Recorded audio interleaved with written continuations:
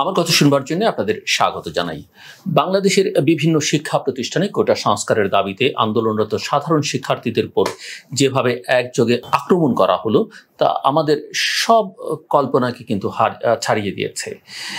ক্যাম্পাসগুলোতে বাইরে থেকে সন্ত্রাসী এনে হামলা করা হয়েছে, পুলিশ হামলা থামানোর কোনো উদ্যোগ নিয়েছে এমনটা আমরা দেখতে পাইনি। সারা দেশে হাজার হাজার শিক্ষার্থী আহত হয়েছেন। শুধু ঢাকাতেই নারী সহ ৩ শতাধিক ছাত্রছাত্রী আহত হয়েছেন। এদের মধ্যে কয়েকজনের অবস্থা বেশ গুরুতর বলে মিডিয়াতে খবর প্রকাশিত হয়েছে।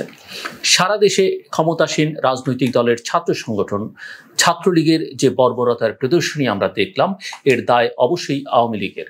একটা কথা আমি এর আগেও নানা সময়ে বলেছি যে আমি আমার ছাত্র জীবনে যখন রাজনৈতিক কর্মের সঙ্গে যুক্ত ছিলাম, কর্মকাণ্ডের সঙ্গে যুক্ত ছিলাম বা ছাত্র সংগঠনের সঙ্গে যুক্ত ছিলাম, তখন আমরা দেখতাম যে ছাত্র শিবিরের নানা কর্মকাণ্ড, সেখানে ওই রক কেটে দেয়া, চাপাতি ব্যবহার করা, এগুলো ছিল ছাত্র শিবিরের কর্মকাণ্ড এবং এগুলো নিয়ে আমরা প্রচুর সমালোচনা সেই সময় করেছি। কিন্তু এখন যেটা দেখা যাচ্ছে গত কয়েক বছর ধরে সেই চাপাতি, সেই রড, সেই আক্রমণ, সেই ধারায় অস্ত্র ব্যবহার, সেটি এখন আর ছাত্র শিবিরের মধ্যে নেই। এটি এসে দাঁড়িয়েছে ক্ষমতাসীন ছাত্র সংগঠন আওয়ামী লীগের উপরে এবং তারা সেই কাজটি এখন করছে। রড নিয়ে, চাপাতি নিয়ে, রামদা নিয়ে তারা করছে। সেই আদিম যুগের অস্ত্রশস্ত্র তারা ব্যবহার করছে। অবশ্য আধুনিক অস্ত্র যে তাদের হাতে থাকছে না এমনটা নয়। তবে যে বর্বরতার প্রদর্শনী ছাত্রলীগ প্রদর্শন করলো, এর দায় অবশ্যই তাদের মূল সংগঠন ক্ষমতাসীন রাজনৈতিক দল আওয়ামী লীগকে নিতে হবে। শুধু দায় না, যে ধরনের সংবাদ আমরা দেখেছি তাতে এটা পরিষ্কার সরকারের উচ্চ পর্যায়ের নেতাদের নির্দেশেই এই হামলা চালানো হয়েছে। এখন কথা হলো, দেশে যে কোনো আন্দোলন হলে তাদের গণহারে পেটানোর লাইসেন্স ছাত্রলীগকে কে দিয়েছে? এর আগের প্রতিটি আন্দোলনে তারা এই একই ধরনের বর্বরতা করেছে। তবে এবারের বর্বরতা আগের বর্বরতার মাত্রাকে অতিক্রম করেছে বলেই মনে হচ্ছে। এবং ছাত্রলীগের দীর্ঘ ঐতিহ্য আছে স্বাধীনতা সংগ্রামে, স্বাধীনোত্তর বাংলাদেশে। সেই ঐতিহ্য তাদের মাথায় এখন আছে বলে আর মনে হয় না। সেই ছাত্রলীগ আর এই ছাত্রলীগ আকাশ পাতাল পার্থক্য। সেই ছাত্রলীগ যে সংঘাত সংঘর্ষে জড়াতো না প্রতিপক্ষ ছাত্র সংগঠনের সঙ্গে, সেটা নয়, কিন্তু সব বর্বরতার একটা সীমা আছে, এখন সেটা সীমা লঙ্ঘন করে গেছে। কাজে এই প্রশ্ন তোলা এখন স্বাভাবিক। এই কোন বাংলাদেশ? আহত শিক্ষার্থীদের ঢাকা মেডিকেলে ঢুকে পিটিয়েছে ছাত্রলীগ। এটা কি কোনো মানুষের কাজ হতে পারে? এটা কোনো রাজনৈতিক দলের কাজ হতে পারে? এটা যে যুদ্ধের নীতির মধ্যে ও পরে, সেটাও বলা যাবে না। যুদ্ধের নীতির মধ্যেও এই ধরনের কর্মকাণ্ড অ্যাকসেপ্টেবল নয়। এই বর্বরতার চিত্র এতদিন আমরা গাজার গণহত্যার খবরে দেখতাম, পড়তাম। এই দৃশ্য একটি ঐতিহ্যবাহী বলে দাবি করা দলের নেতাকর্মীরা কিভাবে জন্ম দিলেন?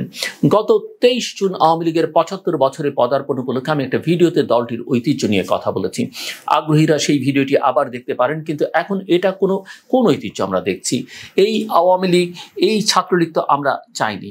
এই ছবিগুলোর দিকে তাকানো কষ্টকর, সহ্য করা যায় না। অস্ত্র হাতে ছাত্রলীগ, এর মধ্যে আগ্নেয়াস্ত্র দেখা গেছে। পত্রিকাগুলোতে সেই ছবি ছাপা হয়েছে, কিন্তু তাদের বিরুদ্ধে কোনো ব্যবস্থা নেওয়ার খবর এখনো পর্যন্ত চোখে পড়েনি। এই চিত্রগুলো কি ছাত্রলীগের দাবি করা ঐতিহ্যকে বহন করে? এগুলো কি গৌরব বাড়ায়? আওয়ামী লীগ এই বর্বরতার প্রদর্শনী করে কি অর্জন করলো বা করতে চাইছে? অন্য সময়ের মতো এই দায় একাই ছাত্রলীগকে দেবার কোনো সুযোগ আছে বলে আমি মনে করি না। বরং সারা দেশে এই তাণ্ডব যে ছাত্রলীগ শুরু করতে পারলো, তার মূলে ছিল সিনিয়র নেতাদের নির্দেশনা এবং উৎসাহ। এবং তারা বাইরে থেকে সন্ত্রাসী ভাড়া করে এনেও ক্যাম্পাসগুলোতে হামলা করেছে। আওয়ামী লীগের সাধারণ সম্পাদক যখন বলেন যে ক্যাম্পাসে ঔদ্ধত্যপূর্ণ আচরণের জবাব দিতে ছাত্রলীগ প্রস্তুত, তখন বাড়াবাড়ি মাত্রা ছাড়াবে এটাই কিন্তু স্বাভাবিক। মধ্যরাতে মিছিল করে প্রধানমন্ত্রীর বক্তব্যের প্রতিবাদ করাটাকে তিনি ঔদ্ধত্যপূর্ণ আচরণ মনে করেন। তার এই মন্তব্যের পরেই আমরা ছাত্রলীগকে সারা দেশে বর্বরতার প্রদর্শনীতে মেতে উঠতে দেখেছি। নির্মমভাবে নারী শিক্ষার্থীদেরও আহত করা হচ্ছে। যারা এই আন্দোলনের সমর্থন দিচ্ছেন তাদের বিরুদ্ধেও শাস্তিমূলক ব্যবস্থা নিচ্ছে সরকারি দল এবং সরকার। আয়মান সাদিক ফেসবুকে পোস্ট দিয়ে কোটার পক্ষে নিজের মতামত জানানোর পরে তার পরিচালিত 10 মিনিট স্কুলের 5 কোটি টাকার বিনিয়োগ প্রস্তাব বাতিল করা হয়। এটা বাতিল করার খবর তথ্য ও যোগাযোগ প্রযুক্তি প্রতিমন্ত্রী জুনায়েদ আহমেদ পলক তার ফেসবুক পোস্টে জানিয়েছেন। এটা ন্যায্য দাবিকে সরকার রাজনৈতিক হুমকি হিসেবে, একটা ন্যায্য দাবিকে সরকার রাজনৈতিক হুমকি হিসেবে নিয়ে এটাকে মুক্তিযুদ্ধের পক্ষের বনাম বিপক্ষের শক্তির মধ্যে একটা ঝগড়া হিসেবে হাজির করবার মধ্য দিয়ে আসলে কি অর্জন করতে চায় তা সাধারণ মানুষ বুঝতে পারছে না। আমি আগেও বলেছি এটা একটা নাগরিক আন্দোলন, আর সরকার যদি এখানে রাষ্ট্রীয় ও দলীয় লোকদের ব্যবহার করা শুরু করে তাহলে এটা রাজনৈতিক আন্দোলনে রূপ নিতে শুরু করলে অবাক হবার কিছুই থাকবে না। সরকার কি সেই দিকেই হাঁটছে? এই বর্বরতার প্রদর্শনী অসহনীয়, যে কোনো বিবেকবান মানুষকেই নাড়া দিবে। যারা আগামী দিনের বাংলাদেশ নির্মাণে ভূমিকা রাখবে তাদের এভাবে পিটিয়ে দমন করার মধ্যে কোনো গৌরব নেই। আর ভয় পেয়ে এই ধরনের তারুণ্যের আন্দোলন কখনোই পিছু হটে না। এই হামলার পরে এমনিতেও এতে সরকারের আর বিজয় লাভের কোনো পথ নেই। সরকার ইতিমধ্যেই পরাজিত হয়ে গেছেন। মুক্তিযুদ্ধের চেতনার নামে এই বর্বরতা এবং ছাত্রদের স্লোগানকে অর্ধেক ব্যবহার করা এবং এর ভিত্তিতে চরম নির্যাতন চালানো হলে মুক্তিযুদ্ধের চেতনার আর কোনো আবেদন জনগণের কাছে থাকবে না। ইতিমধ্যে অবশ্য সরকারের মুক্তিযুদ্ধের চেতনার রাজনৈতিক ব্যবহারের দিকে জনগণ প্রশ্ন তুলতে শুরু করেছে এবং কেউ কেউ এই সরকারকে মুক্তিযুদ্ধের চেতনার নামে মুক্তিযুদ্ধের মূল নীতি ও আদর্শের বিরুদ্ধে প্রধান শক্তি হিসেবে চিহ্নিত করেছেন। শাহবাগে এই মুক্তিযুদ্ধের চেতনার আলোকে এক নবজাগরণ তৈরির চেষ্টা এবং তারপরে তার বিরুদ্ধে বিপুল মানুষের পাল্টা কাউন্টার এবং বল প্রয়োগ করে তাদের থামানোর কথা আমরা জানি। এবারও এই কৌশল প্রয়োগ করা হলে এটা হিতে বিপরীত হতে পারে এবং সমাজে শাহবাগকে মানুষ খুব একটা পজিটিভভাবে দেখেন তা বলা যাবে না। কিন্তু সরকার সেই ঘটনা থেকে কোনো শিক্ষা নিয়েছেন বলে মনে হয় না। নিলে এখন আবার এই রাজাকার মুক্তিযুদ্ধ বাইনারি চালু করতেন না। সমস্যাটি রাজনৈতিক সমাধানের দিকে না গিয়ে আদালতকে এর সাথে জড়ানোতে সংকট বেড়েছে। এটার দ্রুত সমাধান না হলে দেশ চরম ক্ষতির মধ্যে পড়বে। এবং আমরা জানি এই আদালতে ব্যবহারের কৌশলটা নতুন নয়। আদালতে ব্যবহার করা হয়েছে তত্ত্বাবধায়ক সরকারের ব্যবস্থাটি বাতিল করবার জন্য এবং যেখান থেকে একটা বড় রাজনৈতিক সংকট তৈরি হয়েছে বাংলাদেশে। যাই হোক, যে কথা বলছিলাম যে সাংস্কৃতিকভাবে বাঙালিয়ানার নামে যেসব সাংবাদিক বা বুদ্ধিজীবী শ্রেণীর যারা কোটার প্রশ্নে রাজাকার ও মুক্তিযুদ্ধের চেতনার রাজনীতিকে টেনে এনেছেন তাদের বয়ানে কনভিন্স হয়ে আওয়ামী লীগ যা করছে তা দলটিকে রাজনৈতিকভাবে চরম ক্ষতির মধ্যে ফেলবে। ফলে তারা নিজেদের ক্ষুদ্র স্বার্থে দলটির ক্ষতিই করছে, এটা দলটি কেন বুঝতে পারছে না তা একটা বিরাট রহস্য। এবং আওয়ামী লীগ ক্ষতিগ্রস্ত হওয়া, দুর্বল হয়ে যাওয়া দল হিসেবে, রাজনৈতিক দল হিসেবে সেটা বাংলাদেশের গণতন্ত্রের জন্যও ক্ষতিকর। আমি যেমনটা সবসময় বলি যে বাংলাদেশে এখনো পর্যন্ত মানুষের ভালোবাসা, নির্ভরতা বাংলাদেশ আওয়ামী লীগ এবং বাংলাদেশ জাতীয়তাবাদী দলের উপরই মানুষের বেশি। তাদের অনেক সমস্যা আছে, তাদের অনেক দুর্বলতা আছে, তারা অনেক অন্যায় করেছেন, অন্যায্য কাজ করেছেন, কিন্তু তারপরেও তাদেরই সংশোধিত হওয়ার সুযোগ আছে, কারণ দেশের একটা বড় সংখ্যক মানুষ তাদের সঙ্গে আছে। কিন্তু বিএনপিও এটা বুঝতে পারেনি, এখনো বুঝতে পারছে বলে মনে হয় না। আর আওয়ামী লীগ তো একেবারেই সেটা এখন বোঝার মধ্যে আছে তেমনটা মনে হচ্ছে না। কোটা সংস্কারের পক্ষে সারা দেশের মানুষের একটা ঐকমত্য তৈরি হয়ে গেছে এবং এই বর্বরতার প্রদর্শনী এই ঐক্যকে আরও সংহত করেছে। ফলে সরকার যদি কোটার পৃষ্ঠে কোনো সমাধানের দিকে না হাঁটে তাহলে তরুণদের সাথে সরাসরি মাঠে মোকাবেলা করতে হবে। পুলিশ এবং ছাত্রলীগকে আরও মারমুখী করতে গিয়ে জনগণের প্রতিরোধের মধ্যে পড়তে হবে তাদের।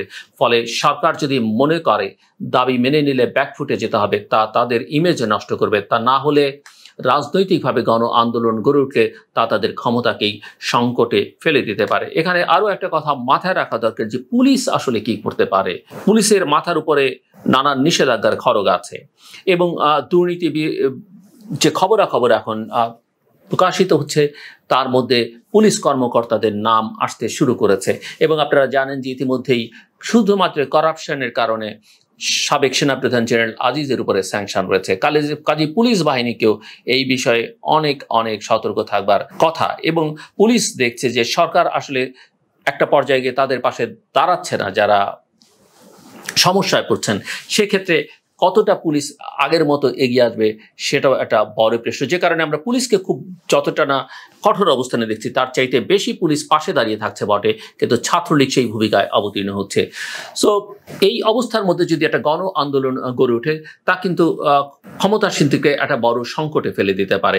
এটা হুট করেই একটা বড় গণ আন্দোলন হয়ে যাবে, একটা বিপ্লব হয়ে যাবে সেটা আমি বলছি না, কিন্তু এত বিপুল তারুণ্যকে এইভাবে দমিয়ে রাখা যাবে না, যায় না, এটাই স্বাভাবিক। এবং সেটা ছাত্রলীগের ঐতিহ্য।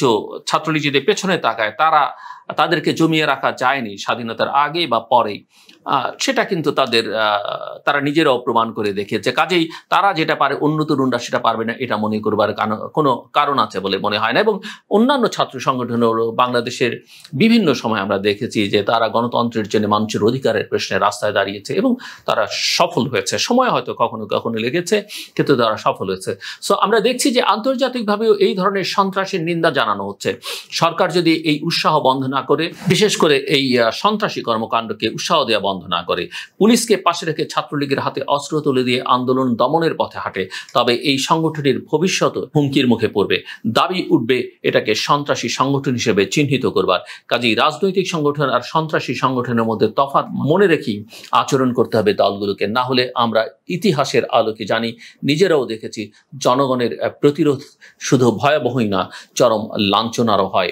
আশা করি রাজনৈতিক দলগুলো বিষয়টি গভীর মনোযোগ দিয়ে অনুধাবন করবেন, এই বর্বরতার পথ পরিহার করবে, জনগণের অধিকার এবং গণতন্ত্রের পথে রাজনীতিকে পরিচালিত করতে ভূমিকা রাখবে। এতক্ষণ আমার কথা শুনবার জন্য আপনাদের ধন্যবাদ।